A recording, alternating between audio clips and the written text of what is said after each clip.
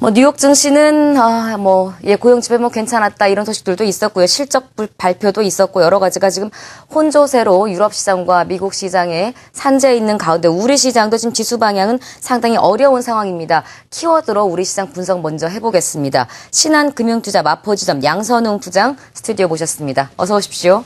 안녕하세요. 자, 어떤 키워드들이 우리 시장을 풀 수 있는 키가 될지 한번 단어 확인해 볼까요? 키워드 공감. 첫 번째 키워드는요. 역시 글로벌 증시입니다. 글로벌 증시도 변수가 상당히 많아요. 예전에는 양적 완화 정책이니 이런 것 하나에 국한돼 있었는데 실적 시즌에다가 지표들 발표가 되고요. 또 1분기 GDP까지 함께 발표가 되면서 유럽과 미국도 몇 시간 차이로 등락을 다르게 나타나고 있는 현실입니다. 글로벌 증시 먼저 어떤 위치에 있다고 보십니까? 예, 어제 그 다우지수를 포함해서 S&P라든지 나스닥 3대 지수를 포함해서 대부분 유럽 증시는 이제 모두 상승 마감했는데요. 특히 이제 S&P나 나스닥 같은 경우는 5일 연속 오르는 흐름을 보였습니다. 시장 같은 경우는 지난주 신규 실업수당 청구 건수가 전주 대비 16,000건, 감소한 33만 9천 건으로 지난 3월 이후 최대치를 기록했다는 호재에 힘입어서 상승세로 출발했습니다만은 장 막판에 이제 벤 버넌키 회장이 시장에 아직 변동성이 좀 남아있다라는 발언과 독일의 ECB의 국제 매입 프로그램에 반대한다는 소식이 알려지면서 상승세가 한풀 꺾이는 모습을 보였습니다. 하지만 여전히 전반적으로 강세 흐름을 보이는 분위기고요. 특히 양호한 실적을 발표한 대표적 화학주인 다우케미칼 같은 경우는 5% 넘게 급등하기도 했습니다. 유럽 시장도 보면 역시 영국의 예상을 넘는 0.3% 플러스의 GDP 성장 발표로 인해서 전반적으로 상승 마감했는데요. 특히 영국의 양호한 성장률 발표로 인해서 유럽 시장의 트리플 딥에 대한 우려가 좀 완화되면서 유가라든지 금, 구리 등 상품 시장의 강세가 나타나기도 했습니다. 또 어제 미국 시장은 이제 15년 만기 모기지 금리가 2.61%로 사상 최저치를 기록하면서 모기지 금리가 91년 통계 이후 그 역대 최저치를 기록했다는 소식이 나왔는데요. 이에 따라서 주택 경기에 대한 회복에 대한 기대감이 더욱더 커져가는 모습입니다.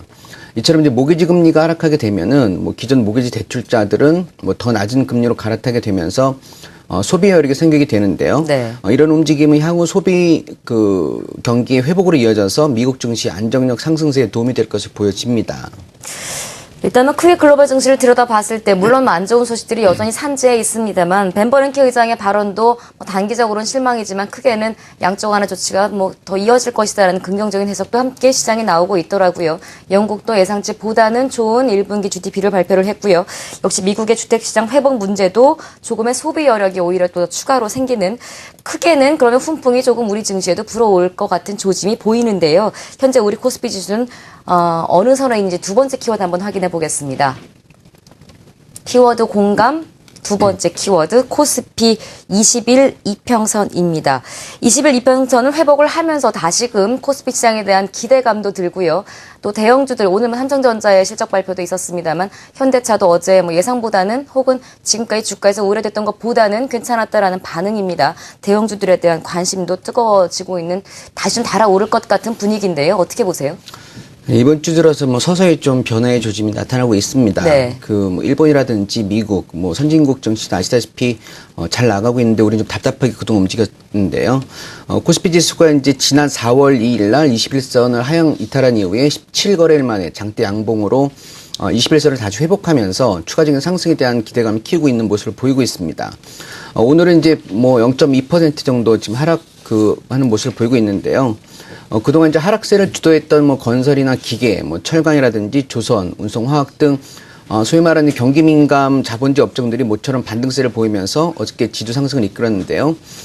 그동안 중소형제라든지 코스닥, 거래선호의 내수 중심에서 벗어나서 여타 업종으로 상승세가 확산될지 관심이 모아지고 있습니다.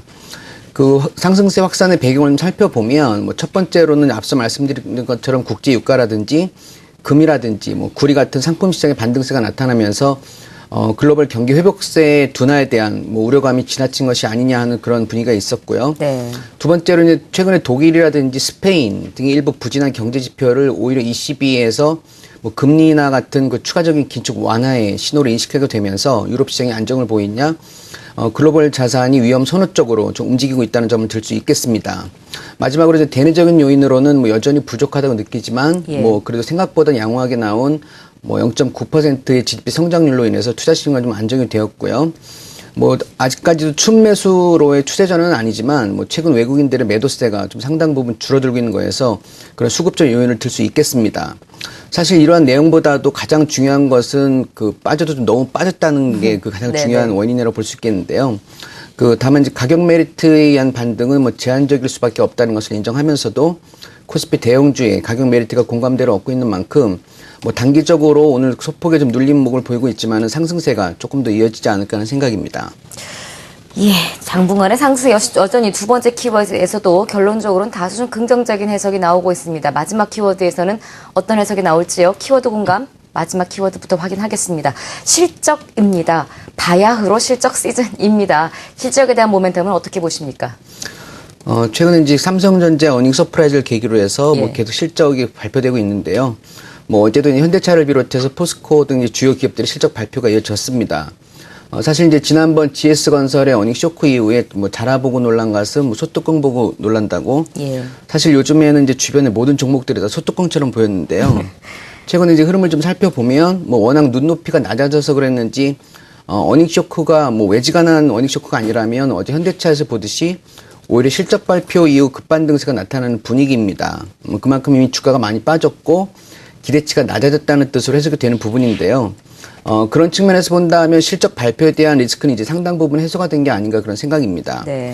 또 막상 뚜껑을 열어보니까 뭐 LG화학이라든지 대림산업, 뭐 어제 포스코나 현대차에서 보듯이 생각처럼 그렇게 나쁘지 않았고요. 예. 뭐 오히려 이제 그동안 우리가 너무 지나쳤던 게 아닌가 뭐 하는 분위기고 그 중에서도 역시 그 연초부터 계속 말씀드려왔던 뭐 LG 디스플레이라든지 뭐 SK 하이닉스, LG 전자라든지 LG 이노텍, 뭐 삼성전기 등 국내 IT를 대표하는 주식들은 뭐 엔저로이나 실적 그 악화 우려에도 불구하고 뭐 예상을 뛰어넘는 호실적을 발표했습니다. 네. 한층 그 2분기에도 기대감을 좀 높여가는 분위기인데요. 어제 이제 현대차가 그 5% 이상의 급반등세를 보인 것에서 그 볼 수 있듯이 이제는 사실 실적 발표 수치보다는 그 현재 주가 수준이 더 중요하다고 좀 느껴지는데요.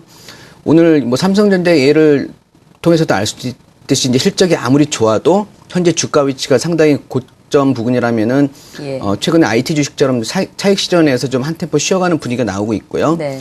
반대로 실적이 뭐 아무리 나쁘게 발표되더라도 현재 주가 위치가 저점 수준이라면 최근에 화학주라든지 철강주처럼 이제 반등이 나오는 모습인데요.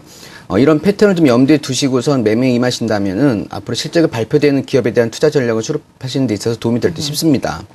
좀 마무리를 좀 해본다면 역시 예. 대장은 최근에 이제 엔저에 대한 우려 속에서도 상대적으로 뭐 경쟁적인 우위를 점하고 있는 반도체라든지 디스플레이, 뭐 아몰레드나 LED 업종 등의 그 IT 업종이 될 것 같고요. 뭐 계속해서 휴대폰이나 태블릿 PC 관련 부품주 역시 향후 주도주로 보여지고요. 예. 앞서 말씀드린 여러 낙폭과대 업종에 대해서도 바닥권에서의 매도보다는 뭐 실적 발표 이후 단기 반등을 노리는 전략을 병행하는 것이 좋아 보입니다. 그 마지막으로 한 말씀 덧붙이자면 예. 제가 이제 얼마 전에 문자를 하나 받았는데요. 최근에 날씨가 이제 봄에 그 비가 많이 와가지고 뭐 봄비가 잦으면 가을에 이제 시어머니의 손이 커진다는 그런 문자를 받았어요. 그래서 최근에 날씨가 비가 좀 많이 오고 장이 힘든데요. 그 가을에는 증시가 좀 풍성해지는 그런 5월이 뭐 됐으면 하는 바람입니다. 바람대로 아마 될 것 같습니다. 가을에 제가 다시 한번 그 말씀 확인해 보겠습니다. 삼성전자가 오늘 뭐 안 좋은 소식이 없었잖아요. 좋은 소식이 있었음에도 불구하고 매도가 나오고 있다라는 부분은 어떻게 보면 뭐 좀 많이 올랐다라는 부담감도 있습니다만 다른 걸 또 살 게 있을 때 좀 많이 올랐을 때 많은 사람들이 이제 팔기 마련인데요. 이따가 수급 분석 저희가 다시 한번 자세하게 여러분들께 해드리겠습니다. 키워드로 먼저 시장 풀어봤고요. 신한금융투자 마포지점 양선웅 부장 수고해 주셨습니다. 고맙습니다.